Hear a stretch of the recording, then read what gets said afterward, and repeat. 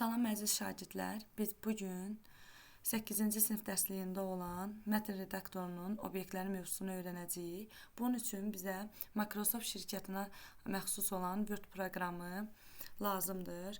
Yəni mətnləri yazmaq üçün Word proqramını gəlin açaq. Açan zaman qarşımızda belə bir ekran görünür. Burada yanıb sönən, bunun adı kursor adlanır. Daha sonra məsəl üçün biz bir dənə söz yazaq, salam sözü. Bu zaman salam sözünü biz seçib buradan onun tipini dəyişə bilərik. Yəni yazı növünü dəyişə bilərik, formasını.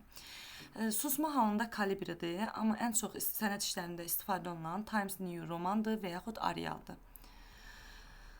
Sonra buradan şriftin ölçüsünü də biz dəyişə bilərik. Şriftin ölçüsü 11 olsa da burada susma halında məsələn 22 edə bilərik və yaxud burada 8 edə bilərik. Burada ən kiçik 8 görünməyinə baxmayaraq biz bunu əllə məsələn 5-i daxil edə bilərik. Bu zaman kiçilmiş formada oldu. Ən çox yazılar şrift ölçüsü 12 olur. Sonra burada var paste, yəni bunların üzərindən tez keçəcəm. Paste əlavə etməkdir.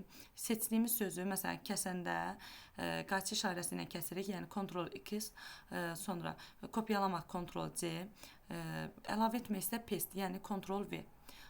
Bunlarla olur. Bunları belə məsəl üçün tətbiq edək, kəsirik. Kəsən zaman söz eyni yerdə qalmır, mübadilə buferinə düşür. Baxın, bura düşdü. Buradan silinənə qədər paste-dən, yəni biz bunu belə əlavə edə bilərik. Və yaxud salam sözünü kopyalayan zaman sözü seçirik, kopya işarəsini vururuq. Bu zaman söz yerində qalır. Sadəcə onun kopyası götürülür, belə deyim, lower dildə desək. Paste-lə onu biz əlavə etmiş oluruq. Yenə dediyim kimi, mübadilə buferindən silinənə qədər. Hər hansı bir söz seçilir, kopyalanır və yaxud kəsilir, sonra əlavə edirik. Sonra burada B var. Nədir bu? Yəni bolddur, yəni Ctrl+B qalınlaşdırır. Sonra burada I var.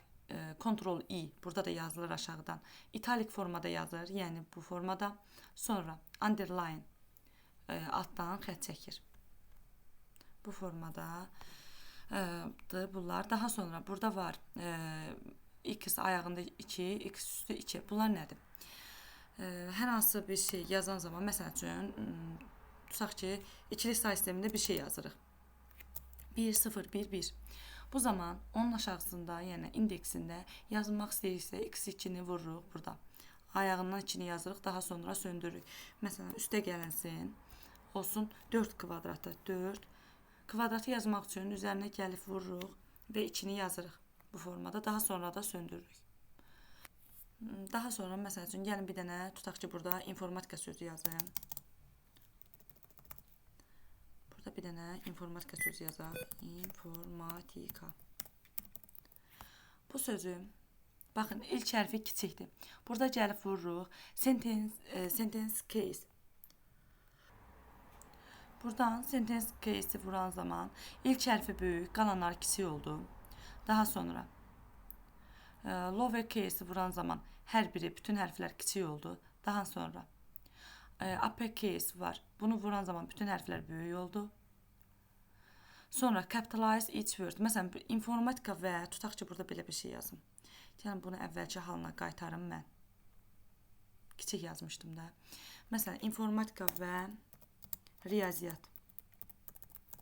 Seçək sözümüzü. Seçdik.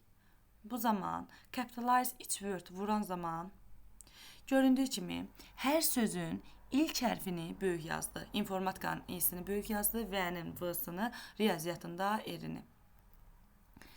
Burada daha sonra var toggle case. Bu da nə deməkdir? Kiçiklər oldu böyük hərf, böyüklər oldu kiçik hərf. Yəni onun ölçüsünü dəyişir də, belə deyim. Kiçiklər olur böyük, böyüklər olur kiçik.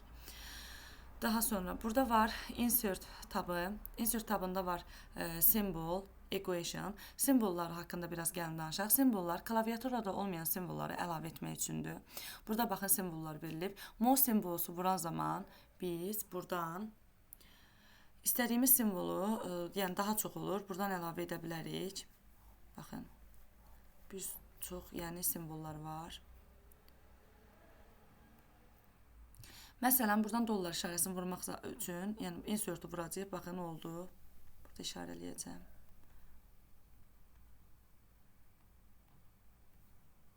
Məsələn, böyük bərabər olsun, tutaq ki. Insert'u vuracağıq, əlavə olunmuş olacaq. Daha sonra kəsişmə. Baxın, hər biri əlavə olunmuş oldu. Yəni seçirəm buradan və insert'u vururam. Daha sonra burada var equation. Equation nədir? Düsturlar əlavə etməkdir. Baxın, burada belə düsturlar verilibdir. Daha çox düstur əlavə etmək istəyiriksə, bunun üzərinə vuraq. Aha, açıldı. Buradan istədiyimiz düsturu əlavə edə bilərik. Məsələn, kəsr yazmaq istəyiriksə, bunu əlavə edə bilərik. Baxın, burada tipləri verilibdir bölünmənin. Kəsr xətti ilə, yəni və yaxud drop işarəsi ilə. Bir dəqiqə, yenidən girək ora. Məsələn, buradan tutaq ki, seçək bunu. Bu zaman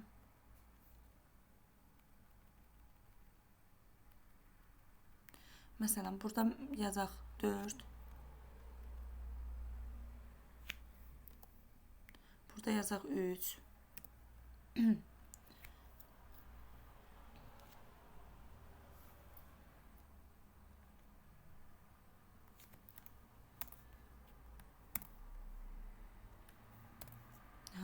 Üzərinə gəlinsin. Girək oradan. Məsələn, üzərinə gəlinsin. 2-də 5. Bura 2 yazaq. Bura 5. Yəni bu formada yazmaq olar. Yəni istənilən düsturları orada yazmaq olar. Daha sonra burada insertdən biz əlavə edə bilərik nəyi? Cədvəli. Yəni buradan forma ilə əlavə edə bilərik. Baxın 7-nin 6-ya, yəni 7 dənə sütun var, 6 dənə sətr var. Sonra məsələn bunu əlavə edək. Burada belə. Burada var qələm işarəsi. Biz qələm işarəsi ilə də çəkə bilərik. Məsələn.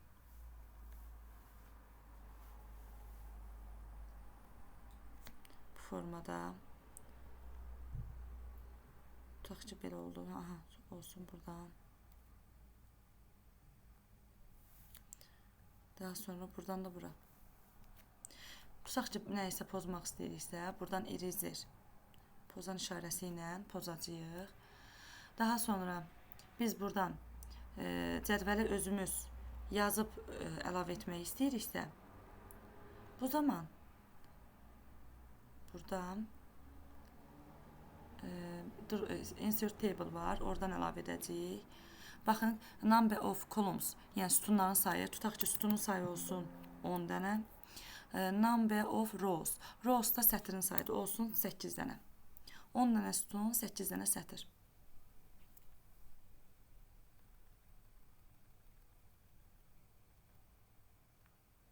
Bu formada olacaqdır. Yenə deyirəm, bunlar insertdən daxil edildi. Table-dan cədvəl daxil edildi. Insert table-dan əllə daxil etdik ki, məsələn, nə qədər olsun, sütun sayı, daha sonra sətr sayı, draw table qələm işarəsi ilə çəkdik. Sonra buradan simvoldan simvol əlavə etdik. Equation-dan da düsturları əlavə etmiş olduq. Buradan da geri qaytarmaq undo, yəni Ctrl-Z ilə istifadə etdik. Məsəl üçün geri qayıdırıq buradan və yaxud əlavə edirik. Bu günlük bu qədər, sağ olun.